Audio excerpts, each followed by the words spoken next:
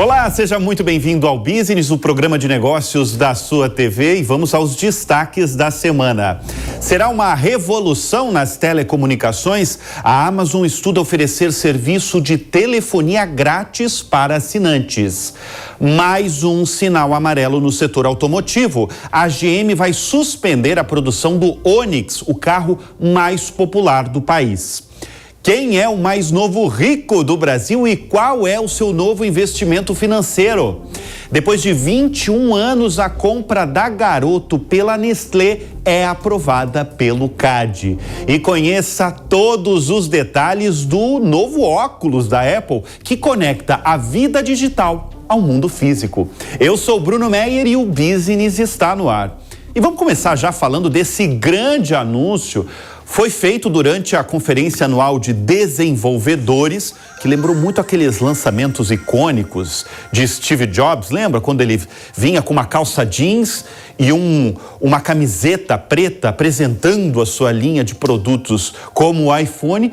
E eu faço essa comparação inicial aqui no Business porque quem anunciou o Vision Pro, que vocês vão começar a ver aqui no telão, foi o CEO da Apple, o Tim Cook, que, como bom marqueteiro, aprendeu muito com o Steve Jobs, disse que este lançamento marca a criação de uma nova plataforma de negócios, assim como foi o lançamento do iPhone. Quando ele diz isso, ele quer dizer que vem aí um novo ecossistema de aplicativos que deve nascer para abastecer o Vision Pro. Mas, afinal, o que é esse tal do Vision Pro? Bem, em primeiro lugar, vou ser muito simples. São os óculos de realidade virtual, ou também chamado de realidade mista, da Apple, que faz a empresa mais valiosa do planeta entrar de vez no mercado de realidade aumentada. Que é esse mercado aí, é um acessório que as suas rivais, como o Google, como a Meta, já exploraram. E eu vou chamar aqui, ou tentaram, viu? Tentaram, teve algumas delas, como o Google, tentaram sem sucesso. Os óculos podem ser controlados de 3 formas. Pode ser controlada pelos olhos, ou simplesmente com a voz, ou também pelas mãos. No caso das mãos, vai ser preciso estar sincronizado com um Apple Watch, que vai usar sensores para conduzir essa experiência. Agora vocês estão vendo pelas imagens, o que dá? Você pode perguntar, né? O que dá para fazer com esse óculos? Esse óculos nem é tão bonito assim, mas o que dá para fazer? Dá para fazer um monte de coisas. Dá, por exemplo, para assistir o Business. Esse programa que vocês estão assistindo dá para assistir também. Dá para assistir um monte de vídeos. Dá para navegar na internet, como eu falei dos vídeos, né? Dá para assistir filme, dá para assistir a sua série preferida, dá para acessar e-mails, dá para editar textos se você estiver aqui conectado, sincronizado com o relógio, dá para fazer ligação, quer falar com o pai, quer falar com o filho, dá para controlar objetos virtuais em 3D. E eu quero chamar a atenção também que é interessante observar isso que eu vou falar agora. Esses óculos, eles são bem diferentes do que o Google ou a Meta anunciaram anos atrás. Nesse você não precisa se isolar do mundo real, porque os olhos ficam bem visíveis sempre que você quiser. Dá para controlar, inclusive, a cor da lente, por exemplo. Eu tenho, o meu é castanho, o meu olho. Mas se eu quiser uma lente azul, eu posso colocar e enxergar e conversar com outras pessoas e ativar o modo de realidade virtual aumentada quando desejar. Eu vou dar um exemplo aqui. Eu tô com um óculos, a tela não está me mostrando agora, mas eu tô com um óculos e eu posso acionar um comando e mostrar, eu posso assistir a minha série, e eu tô com óculos aqui, e eu acionar um controle aqui e voltar a falar com as pessoas, falar com os meus câmeras, falar normalmente. Bom, esse aparelho, do jeito que eu tô falando, dá um passo importante em direção ao metaverso, mas o duro vai ser o preço. Os novos óculos da Apple começarão a ser vendidos nos Estados Unidos no início de 2024 por $3.499. Se a gente converter, dá cerca de R$17.200. É um luxo aí para poucos bem poucos. E vamos falar de outra gigante de tecnologia, vamos falar da Amazon. E é uma notícia aí que abalou o setor de tecnologia e também, principalmente, de telecomunicações no mundo. Porque a Amazon está em negociações com vários provedores de telecomunicações para oferecer serviço de telefonia móvel de baixo custo ou mesmo gratuito para quem é assinante Prime nos Estados Unidos.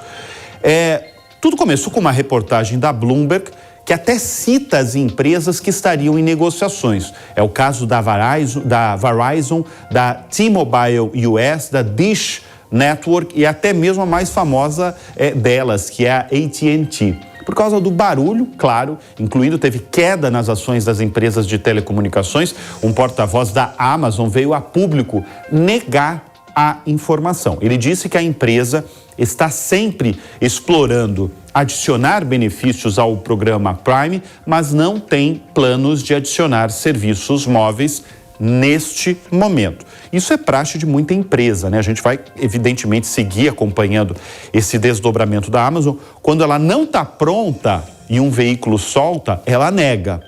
Às vezes é real. E às vezes, daqui a pouco, vem um anúncio.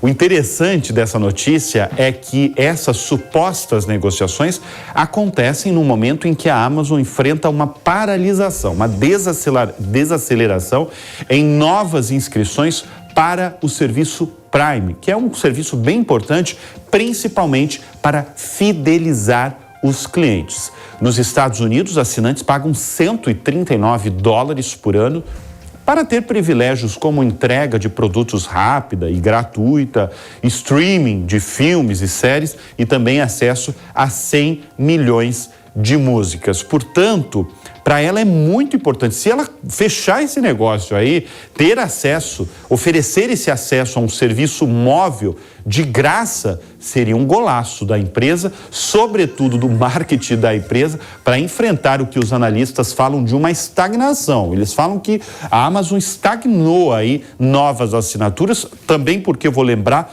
tem a concorrência nos Estados Unidos com o Walmart, que também tem assinaturas. Por hora, como eu falei, a empresa nega, mas nós aqui do Business, a gente está de olho para acompanhar aí esses próximos passos da companhia. Vamos falar de Microsoft, porque a Microsoft vai precisar aí desembolsar $20 milhões, quase 100 milhões de reais. Sabe por quê?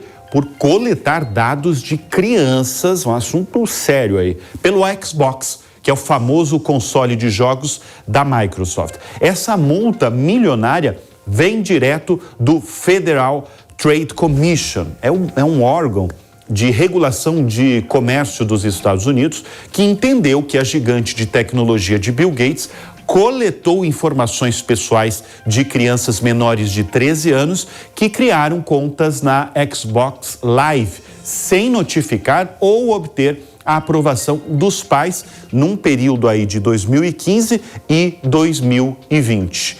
Em comunicado, a instituição foi muito clara. Falou que a Microsoft violou a Lei de Proteção à Privacidade Online de menores e, por isso, vai precisar tomar várias medidas para fortalecer a proteção das crianças que usam o Xbox. No blog do Xbox, a Microsoft fez um post pequeno e ela postou basicamente falando que tem feito alterações para verificar as contas das crianças.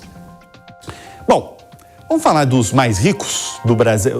Semana passada aqui no Business eu trouxe os mais ricos do mundo. Agora vamos falar, agora vamos falar do Brasil, porque teve uma mudança no título de mais rico do Brasil. Quem é o mais rico do Brasil é o paulistano Eduardo Saverin, que vocês estão vendo aí no canto da tela. O Eduardo Saverin tem 41 anos, superou a família Safra e se tornou a pessoa mais rica do Brasil. A origem da riqueza, estimada em 17 bilhões e 600 milhões, estou falando de dólares, hein? Segundo a Forbes, o que o coloca imediatamente no time dos 100 mais ricos do mundo, vem direto a origem dessa fortuna do campus da Universidade de Harvard, porque foi lá que ele criou, ao lado de Mark Zuckerberg, o Facebook. Pois então, num momento em que muita gente ligada a startups se questiona se o setor ainda vale a pena, se o setor de startups ainda vale a pena, chega a gestora de Eduardo Saverin para levantar 500 milhões de dólares para investir principalmente em fintechs e startups de tecnologia. Quando eu falo de tecnologia, ele está interessado aí em startup de saúde, também tem startup de software empresarial, tem várias delas pelo mundo, e também de tecnologia climática. A gestora dele, que é a AB Capital Group, busca criar agora um novo fundo de risco em startups em estágio inicial. Aquelas que começam, porque ele quer pegar o negócio bem no começo e levantar ela. Lembrando que as maiores empresas aí, elas começaram pequenininha, né? Se a gente pegar o Nubank, começou pequenininho. Se a gente pegar o Google, começou numa garagem e viraram enormes empresas, né? Quando eu falo estágio inicial, tem um nome nos Estados Unidos chamado Early Stage. O Eduardo Saverin, ele é um cara que concede, ele é muito recluso, muito discreto, inclusive. É um cara que nunca fala, concede raras entrevistas, mas em janeiro deste ano, ele deu uma amostra que poderia sim investir em startups. Ele disse que a história tem mostrado que os tempos voláteis, sobretudo quando ele fala isso no mercado financeiro, né, com ações subindo muito, ações caindo muito, oferecem um terreno fértil para novas ideias, inovações revolucionárias. Quando ele falou isso, muita gente já falou, esse cara está pensando aí em startups. Dito e feito, esse interesse dele ocorre em um momento muito desafiador para startups e empresas de tecnologia, com dificuldade para captar mais recursos, com uma onda aí de demissões, que a gente está acompanhando direto aqui esse ano no Business, e até o colapso do maior dos bancos, né, das startups, que é o SVB, né, o Silicon Valley Bank, no estado da Califórnia.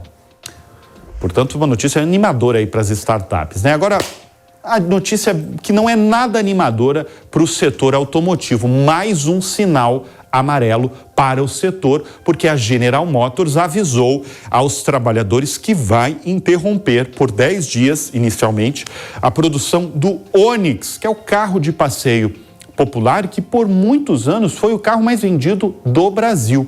Segundo o Sindicato dos Metalúrgicos da região, a fábrica da GM em Gravataí, no Rio Grande do Sul, onde o Onix é produzido, vai parar a partir desta segunda-feira, dia 12, com retorno marcado para o dia 22.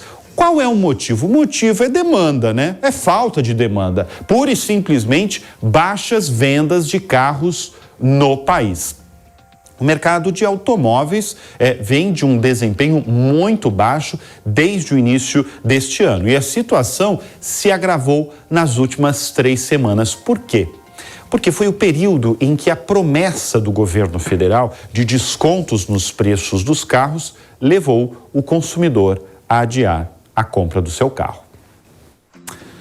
Saindo do setor automotivo, vamos falar da Kellogg, de uma multinacional muito conhecida pelos cereais matinais, pelos sucrilhos, pelo cornflakes, mas ela está vendendo outro produto muito aqui, porque ela vai dobrar a produção de Pringles no Brasil.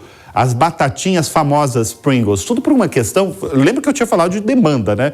De novo, a demanda foi determinante aí para essa notícia. As vendas da batatinha da Pringles quintuplicaram no Brasil, se a gente contar os últimos 5 anos, e a fábrica aqui no país chegou no limite.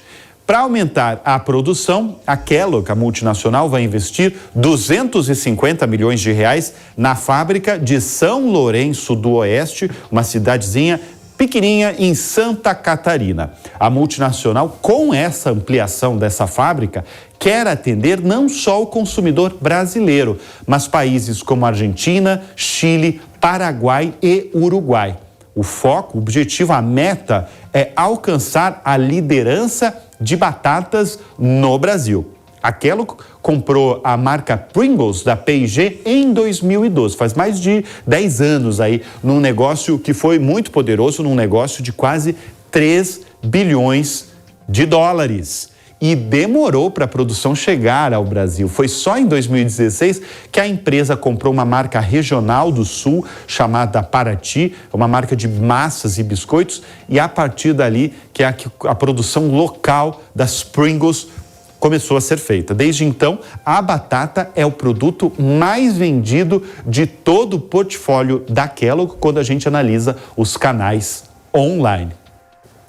Olha, falando de batatinha, vamos falar de chocolate agora, porque finalmente a compra da Garoto pela Nestlé foi aprovada. Quando eu falo finalmente, porque foi o mais longevo processo que já tramitou pelo CADE. Foram 21 anos, num processo muito arrastado, cheio de idas e vindas, com decisões judiciais que reanalisavam o acordo a todo momento. Vamos lembrar essa história aí. Em 2002, a gigante Nestlé, multinacional da Suíça, comprou a Garoto, dona de marcas muito conhecidas. Tem o Batom, o chocolate Batom, tem a Serenata de Amor, tem o chocolate crocante. Mas aí o que aconteceu? O CADE chegou lá e vetou a compra 2 anos depois. E o maior motivo do CADE era que a multinacional aumentaria a fatia no mercado de chocolates de 30,8% para 55,2%. Bom, isso foi nos anos 2002, depois 2004. Na última semana, estamos em 2023, na última semana, a área técnica do CADE anunciou que 20 anos foram suficientes para reconfigurar o panorama de rivalidade no mercado de chocolates sob todas as formas. Foi isso que o CADE alegou. E, de fato, mudou tudo.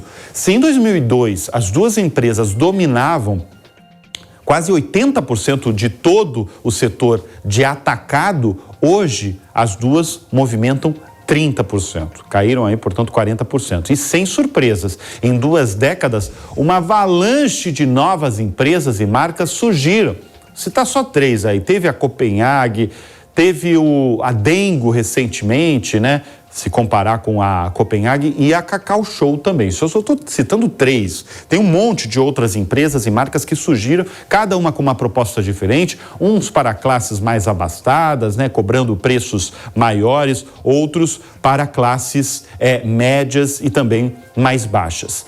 Agora, vamos falar um pouquinho dessas duas empresas aí. A Nestlé é uma potência, viu? Ela caiu na fatia ali do mercado, mas ela continua uma potência, com marcas muito conhecidas e vendidas, como Kit Kat, Alpino, Charge, Choquito, Prestígio, Galac. Tudo são marcas que vocês certamente conhecem. É uma empresa com 20 mil funcionários, tem 15 fábricas no Brasil, tem no estado de São Paulo, no Rio de Janeiro, em Minas Gerais, na Bahia, em Pernambuco, e está levantando uma em Santa Catarina, quer dizer, os investimentos continuam. Já a Garoto conta com mais de 2 mil colaboradores no Brasil, tem uma fábrica em Vila Velha, no Espírito Santo. Segue, como eu falei, com marcas bem vendidas, mas por terem bem menos espaço do que no passado no mercado, as exigências do CADE não são muitas dessa vez. A fábrica da Garoto, por exemplo, não pode ser fechada, de acordo com o CADE, e os investimentos precisam ser mantidos, especialmente nessa fábrica, ao longo dos próximos 7 anos. Uma empresa independente vai acompanhar o cumprimento das cláusulas desse acordo.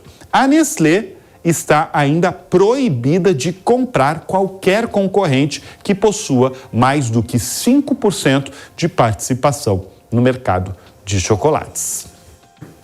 Bom, ainda no Brasil, vamos mudar de setor agora. As ações do Açaí, que é um dos maiores atacarejos do Brasil, teve uma disparada na última semana, assim, impressionante ali, tudo por conta de uma notícia. Que a notícia dizia o seguinte: bancos teriam procurado investidores, segundo o jornal Valor Econômico, para sondar o interesse no açaí, porque a ideia é medir a temperatura aí no mercado sobre 11,7% do que o grupo francês Casino, também dono do grupo Pão de Açúcar, mantém hoje no açaí. Se isso acontecer, marca a saída do Casino de vez no negócio do açaí, do atacarejo. O mercado, ele agora quer medir aí esse interesse, porque o grupo francês tem se livrado de vários negócios para levantar dinheiro, enquanto renegocia uma dívida de mais de 6 bilhões, na verdade são 6 bilhões e 400 milhões de euros que o Casino tem com credores. E se essa operação fechar aí, essa venda dessa fatia, pode movimentar 2 bilhões de reais.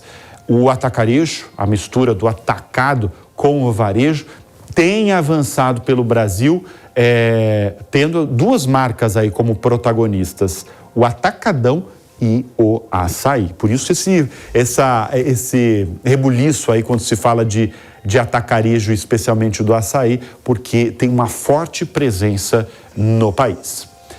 Forte presença no país também tem a CVC, e a operadora CVC está com um novo comandante. É o executivo Fábio Godinho, que será o novo CEO da companhia. Ele vai substituir o Leonel Andrade. O Godinho, ele teve passagem pela empresa entre 2008 e 2014 como diretor de novos negócios, e também ele foi vice-presidente de produtos e marketing, com participação ativa na preparação para o IPO da CVC. Mas a informação mais importante que envolve a CVC é a volta da participação do fundador da operadora de turismo, que é o Guilherme Paulus. O Guilherme Paulus vai tirar do próprio bolso 75 milhões de reais para colocar na companhia através da compra de ações. Em nota, a CVC anunciou um acordo financeiro com a Mar Holding Participações do empresário Gustavo Paulus, que é filho de Guilherme Paulus, com compromisso de injeção de capital dos 75 milhões de reais na companhia. O paulista Guilherme Paulus fundou em 1972 aquela que seria a maior operadora de viagens na América Latina, que é a CVC. O Guilherme Paulus tem uma história bem interessante aí como empreendedor, e ele popularizou com a CVC o turismo dentro e fora do país para milhões de brasileiros. Em 2010, ele vendeu 64% da CVC para o fundo Carlyle. Nesse meio tempo, ele foi dono de companhia aérea Webjet, vendida também depois para a Gol em 2011. Em conversas recentes, inclusive, o Guilherme Paulus, ele me contou que ele tinha certeza de uma coisa, que ele teve sorte na vida. Resta saber agora se o aporte milionário de agora, esses 75 milhões de reais na CVC, vai ser mais uma aposta de sucesso de um dos grandes nomes do setor de turismo no Brasil. E a B3, a Bolsa de Valores do Brasil, costuma fazer constantes pesquisas para analisar o comportamento dos investidores. Na mais recente dessas pesquisas, o estudo mostrou que os investidores, enfim, descobriram um agronegócio brasileiro e os investimentos, os ativos ligados ao setor, responsável por 27% do PIB nacional. E para falar desse tema e do estudo, eu recebo no estúdio o diretor de relacionamento com clientes e pessoa física da B3, Felipe Paiva. Mais uma vez, obrigado pela presença. Olá, Bruno, aqui no estúdio, no nosso estúdio, e justamente para trazer uma pesquisa inédita aí para mostrar como anda o humor do investidor brasileiro. Eu tenho, antes de a gente começar a falar, eu tenho alguns dados no telão para mostrar para o nosso público. Bom, enfim, descobriram um agro, hein? Os investidores. 411 bilhões foram investidos em alguns ativos, por exemplo, o Fiagro, um aumento aí de 79%, se a gente comparar com o mesmo período do ano anterior. E isso aqui eu achei muito impressionante, Felipe, porque teve um aumento de quase 100%. Dobrou, né? Dobrou. 1.600.000 investidores que investem no agronegócio. O que explica essa descoberta aí? Foi um investimento de marketing de vocês? Por que agora quase dobrou esse número de investidores no agronegócio? Muito interessante, Bruno. O que a gente tem percebido, e como você comentou, a gente tem divulgado essa pesquisa de forma recorrente para que todos possam acompanhar essa mudança que tem acontecido no país, né, de investimento. A gente tem falado bastante sobre isso aqui no seu programa. E agora a gente percebeu, inclusive, pela questão da taxa de juros, né, um valor representativo de juros alta, e os brasileiros brasileiros que possuem recursos para investir ficam atentos a esse movimento e vão procurar diferentes instrumentos.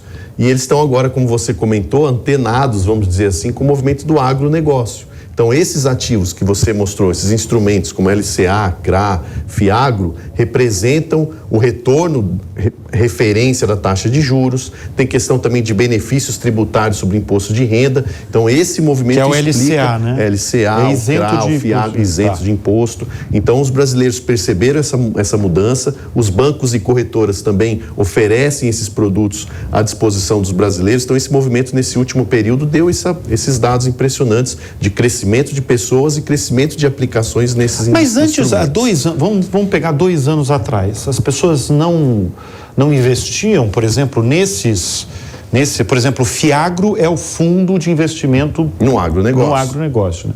Era muito menor. O FIAGRO, inclusive, ele é muito recente. Ele tem 1 ano de existência e mesmo tão recente, a gente vê essa migração de investimentos para produto dentro do FIAGRO. E, de fato, Bruno, tem uma mudança acontecendo no país do ponto de vista de investimentos. Então, as pessoas perceberam que não é só a poupança um produto para investir. Tem várias alternativas, tem questão, como a gente comentou aqui, de imposto de renda, benefícios tributários, a questão de como acompanha esse movimento de cenário macroeconômico de taxa de juros. Então, o brasileiro se ligou que pode fazer modificações e aplicar parte dos seus recursos em diferentes instrumentos financeiros. Além do agronegócio, você está falando da mudança aí do investidor brasileiro, que por conta de altas taxas de juros, né, não só no Brasil, mas isso no mundo também, mas no Brasil especialmente, está indo para outros investimentos. Eu tenho uma outra arte que eu não sei se essa arte eu também acho muito legal. Sabe por que eu acho legal essas pesquisas? Porque você vai retratando o comportamento das regiões brasileiras e dos perfis, né? Das gerações, né? Das gerações, exatamente. As regiões investidoras, os maiores crescimentos, olha onde está: Norte, Nordeste e Sul. Quem está nos acompanhando pela TV, talvez aqui vai ver, olha, maior número de investidores em bolsa e... isso aqui é a região sul. E aqui, 1.300, falando especialmente da região norte, né? Mais de 1.300% em renda variável. Me explica por que a região norte do Brasil tá com um apetite aí pesado na Bolsa Brasileira. Foi muito curioso esse movimento, por isso a gente sempre tem divulgado essa pesquisa, né, para as pessoas entenderem o que está acontecendo no país do ponto de vista de transformação mesmo de investimentos. E olha a região norte e nordeste sendo representativa nesse crescimento. Então, obviamente, a questão da internet, das redes sociais, a comunicação mais ampla no país como um todo, levou a investimentos, regionalizou em todo o país. E o crescimento do norte é muito interessante, seja em produtos de bolsa e seja em produtos como o Tesouro Direto, que é o título público federal, que também com 2 cliques você já consegue fazer um investimento num produto como um Tesouro Direto. Felipe, de todos esses dados que a gente mostrou nessa edição do Business e cedidos gentilmente pela B3, quais as maiores conclusões para você, que é um profissional que está há muitos anos na B3, muitos anos no mercado financeiro? O que a gente pode concluir com esse volume de dados que vocês acabaram de nos fornecer? Interessante essa pergunta, Bruno. É desafiadora, mas a grande parte do que a gente tem entendido desse movimento é uma mudança geracional. Então, sabe quem está fazendo essa transformação, Bruno? Os jovens. Os jovens. É mesmo. Então, eles estão com a questão também da aplicação pelo celular, de entender e procurar experimentar diferentes instrumentos, não ter o receio em fazer o primeiro movimento. Então, por isso, recursos mais baixos e investindo em diversos instrumentos. Então, são os jovens que estão fazendo essa transformação. Bom, Felipe Paiva, um dos principais executivos da B3, eu agradeço sempre a sua presença aqui no Business, trazendo um estudo inédito da Bolsa Brasileira. Bom, e com isso eu encerro a edição de hoje do Business, sempre agradecendo a sua companhia, a sua confiança, a sua audiência. Muito obrigado sempre e fica o convite, porque na próxima semana a gente volta com as principais notícias de negócios no Brasil e no mundo. Até lá. Tchau, tchau.